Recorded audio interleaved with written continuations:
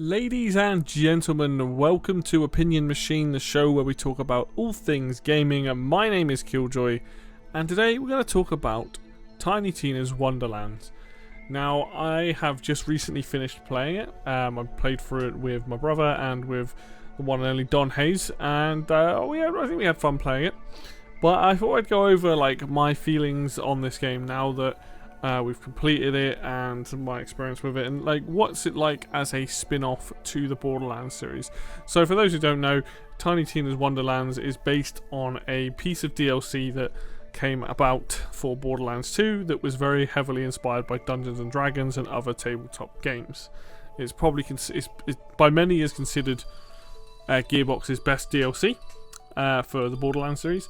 So they basically decided to make an entire game out of it, which is all about you playing Bunkers and Badasses, which is the in-lore game version of D&D, where Tina is the dungeon master essentially, and you are playing alongside two other characters, which is one's a robot and one's like this dude, and all those three are combined, are kind of like telling the story. You're the newbie, you don't speak, but you are the one playing the character in the story. And the theming of the game is very well done. It feels very fantasy. It's very Borderlands as well. It's very silly, and there's a lot of dialogue. There's a lot of choices for your character and classes and stuff. There's 5 or 6 classes you can be. Each all have the usual sort of stuff you'd expect from Borderlands.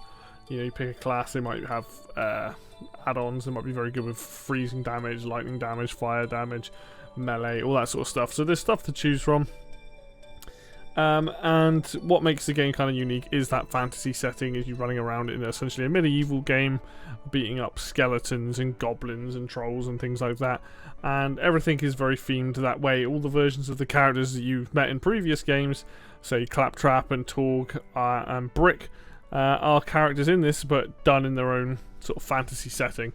And overall, I think the game is pretty good. I don't know if I would put this up there with Borderlands 2 and 3 for me. I think it might just fall behind that. But I would say that this is a very solid entry and a very fun twist on the usual Borderlands formula. So let's talk about some of the things that I actually really like about the game. First off is the melee combat in this is the best in any Borderlands game, full stop. You actually have different swappable weapons for melee. So you might have a massive stick, a huge sword, a big axe, a fast short sword, a wand. You can basically put these different weapons into an actual melee attack, and you can focus on melee damage. You can do some crazy amount of melee damage. And there are a few canned animations, but you can knock people over with melee and things like that. I was playing the Clawbringer, so I kind of spent a lot of my time just whacking things, because the gun, we'll get to the gunplay in a minute, but the gunplay is what you'd expect from your Gearbox looter shooter, just like Borderlands. So the melee stuff really interested me, and you had 3 or 4 different makes of melee weapons, and then you had legendaries as ones, this big fish, and you can slap people with a fish, and that was pretty fun. But the melee stuff was cool. I think that was one of the biggest things in this that I hope to see get ported to the mainline Borderlands series, because it felt weighty, it felt good to hit things. It was a really nice way of padding out some of the characters with abilities and things like that based on the melee weapons. Now, I always like classes like that. It's not going to be for everybody, and a lot of people might just prefer to use the guns. But I like the fact that when I whacked someone with a weapon, there's a good chance they're going to go flying, and that was kind of cool about it. You could hit somebody and knock them over and then just shoot the crap out of them while they're on the floor. So that was one of the big things that was different about this to your regular Borderlands. The other big thing is spells. So spells replace grenades, and I actually think spells are kind of more interesting.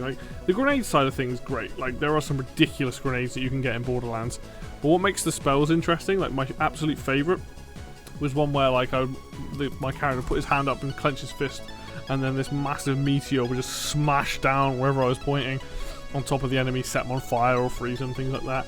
I had one which would cause ice spikes to come out of the ground and go in a line. You had magic missile, you had buff spells. The spells made the grenades look boring, let's put it that way. The spells were genuinely themed very, very well, and they were very cool spells. Honestly, those two things combined, I would love to see some of that ported to Borderlands. Spells is going to be a bit difficult unless there's a specific class that they did in another Borderlands game, but the actual melee system as well was really, really good. So those two things, I think, added a lot of flavour to the combat, because unfortunately on the flip side, the gunplay in this game, while it's probably as good as Borderlands 3, the variety of weapons that you have feels kind of like lacking. It doesn't feel like you have quite as many crazy options. Like, the problem is that it feels good to play, but then a lot of the guns feel like they're all the same. So you basically have your guns that feel like essentially crossbows, and then you have guns that look just straight out of Borderlands. They're not even themed to be fantasy, and it feels not lazy, but it feels like they just didn't have time to make all the guns be fantasy based, because it's like, oh, here's just a normal machine gun, and it's like, maybe that's part of the humor. But like, you had other guns that were straight up just crossbows, and they would fire bolts, and you had other like pistol crossbows and stuff. Like, there were some really cool looking guns, but it also felt like the gun variety was not nearly as big as, say, Borderlands 2 or 3, which could well be by design because of like the spells and the melee and all that sort of stuff. But I wouldn't go into this expecting crazy guns, because there was a couple. There's a really cool shotgun that you fire, and then it suddenly causes arrows to fall from the sky, and there were a couple of other guns that were kind of fun. I had one that fired at a fish that would bounce around and poison things. But it didn't... the guns themselves, a lot of them looked the same. There was not nearly as much variety in how they looked and things like that, and that kind of... it kind of sucked. You know, that was kind of a minor gripe of mine to have.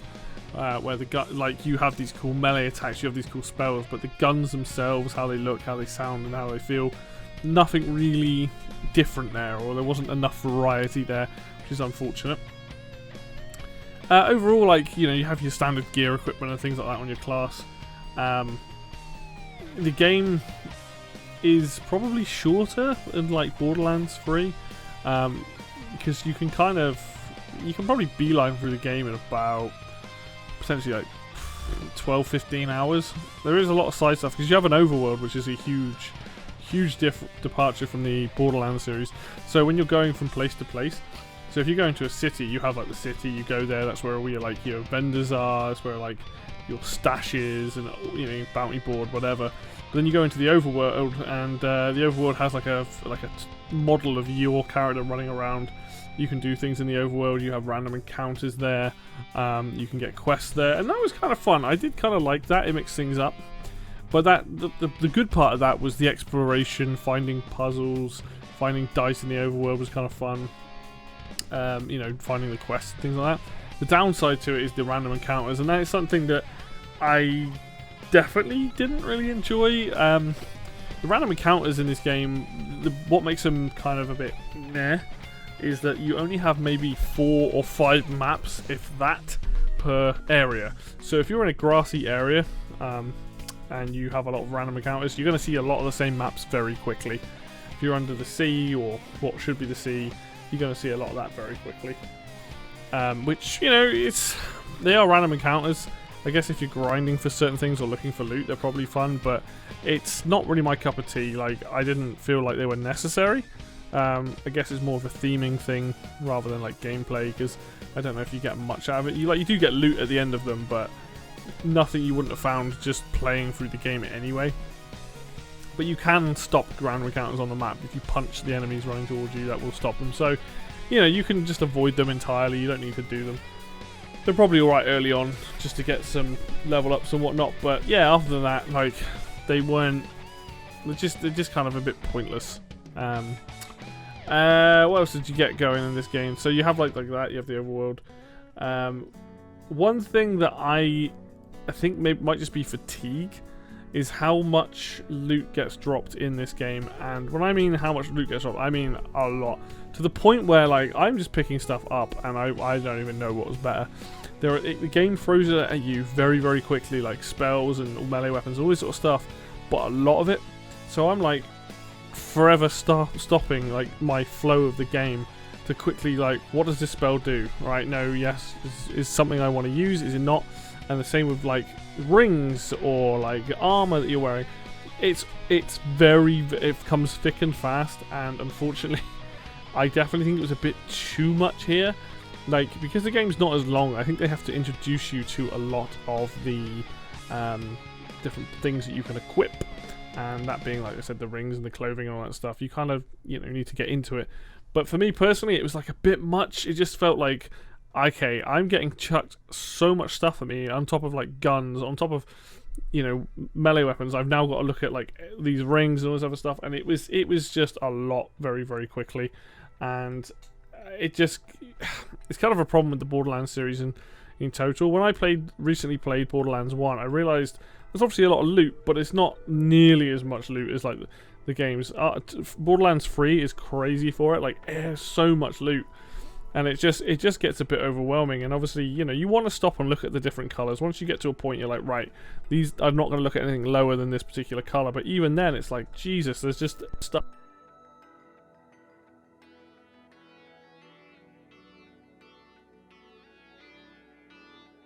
It's a lot to take in. Obviously, I am aware it's a looter shooter. You want loot, but I think it would have been better. I think with these games work better when you don't have crazy amounts being dropped, especially early on. Like, you know, if you do that later in the game, or you have like those kind of, like in the end of this game, you can do like quick dungeon runs, and like if that starts dropping tons of loot, cool. But like, you want to have a good mixture of like picking something up and actually getting time to use it and seeing how it works, rather than like every couple of minutes finding something potentially new or better. And it's just like, whoa, you know. And some guns that we used throughout our playthrough, like we did have them for a long time. It wasn't like we didn't use that stuff, but it was like constantly coming across stuff like every 30 seconds to a minute. It's like, oh, there's more stuff, more stuff, more stuff, more stuff, and it's like there's no breathing room to use what you have, or to, you know, not be looking at it. And that's gonna depend on you as a person and a player, what you like and what you don't like about that specifically. As for the story's a bit hit and miss in Wonderlands. It's a solid, like, it's a solid story. I like the characters that they do use. You obviously have a lot of new characters. I'm not sure how I feel about, I've forgotten their names. There's like the robot lady and the other dude that you're playing with. Obviously Tina, they're the guys sort of talking and telling the story. And then you have, you know, you've got Torgs in the story, you've got Brick, you've got Lorelei's in it. That's a different character. You know, there's some classic characters there as well as some new ones and favourite ones. And I enjoyed it. There are parts of it. There's an amazing part in it where Torg essentially nukes the ocean to destroy the ocean. That is probably the absolute best part of just the silliest shit. And I think that's where the game shines, is with some absolutely ridiculous parts. There's bits where you have to, like, these bands are playing and they're like trying to be more evil than each other, and that's just ridiculous, that storyline. It's like a spoof of the Smurfs. Like, there is some really funny bits in it, but I think now, having finished it, even the Dragon Lord isn't a bad, like, villain for it. But having finished it, I think I'm safe to say that, like, I kind of don't need much more Tiny Tina for a while. And, you know, some people are going to be shocked at that. I understand that Tiny Tina is a big part of the fandom, but she is funny in doses. But in this, I find she gets very annoying at points. And the same with the other two characters. I wish I could remember their names, but they also get kind of annoying, the storytellers, and it's like by the end of the game and afterwards, like I don't care about them. If I never see these two characters again, like whatever. Like the best bits for Tina, like, are near the end of the game, where they have the essentially a throwback to the first game and second game. Spoilers, if you don't want to be spoiled, but spoilers. She's speaking with Roland, and it's a really heartfelt moment where you get to see how Roland's teaching her, like, how to play Bunkers and Badasses. And then you get another clip later on where it's just before a particular moment happens in Borderlands 2, and that was really cool context, because the thing is, Roland does care for Tina in canon, like, because obviously what happens to her parents and stuff like that, and you kind of get a bit of that come through here. And then in the first DLC, when they did this Bunkers Badass thing the first time in Borderlands 2, you can tell that obviously Roland meant a lot to Tina, and it's kind of cool seeing that part come over, and that bit was fantastic. Like, as somebody who really likes, like, a lot of the, likes Tina in Borderlands 2 specifically, I was like, oh, that's really cool. And then you don't see much of her in 3, and she's not bad in 3, but I don't think she's as funny. And then in this, she's a bit hit and miss. At sometimes she's very funny, and other times it's just like, oh my god, please stop. And it's a character that I like. You know, I definitely want to see her going forward. I think she's good for the Borderlands lore and the stories and stuff. But I'm not sure I'm as the bigger fan as other people. But that's kind of Borderlands in a nutshell, right? You know, Mr. Torg is all about shouting. Tina's all about like being like grotesque and being this young, and also being this young child, very childish. You know, Brick's all about punching things. Like, each character is basically very one-dimensional. But yeah, like, overall the story wasn't bad. There were funny bits in it. I think partly my experience was kind of a bit odd because my play style personally in this is that I play very much like to have fun, in the sense that my way of having fun is just to not look up builds or anything like that, or not look up what guns are good and stuff. I just go with the flow. Let's call it go with the flow playing, because what that basically means is that like I'm not looking at my skill tree beforehand and then planning out my points or anything like that. I'm just like, oh, I'll put points here, put there, and you can see where we go. And then you get to dual class. I'm like, okay, all right, who do I want to be? It's all on the fly, right? It's all on the fly. I haven't looked anything up.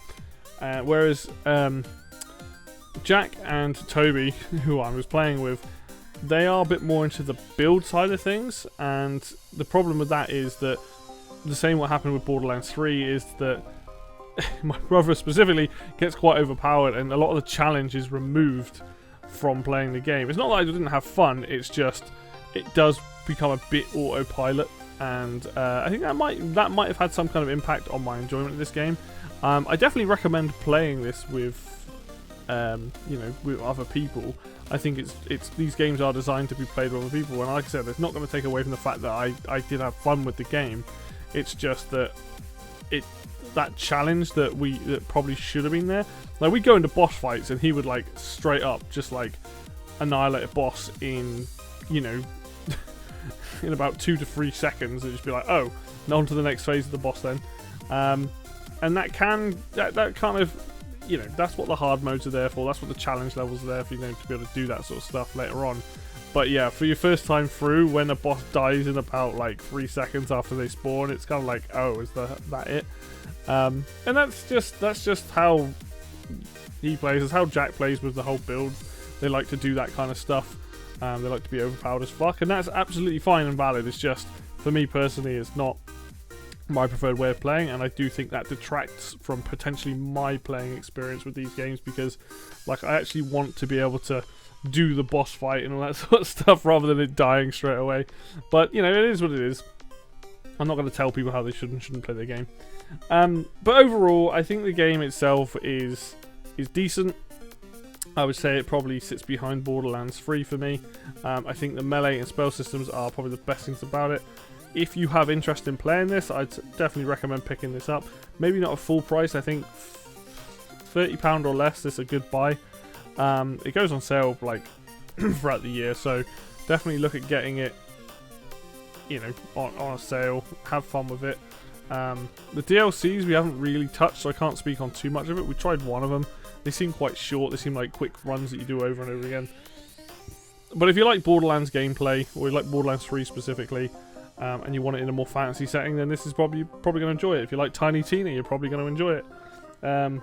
But I would say be prepared to like understand that random encounters do feel a bit like a waste of time, and the guns themselves are kind of like, they're not as interesting.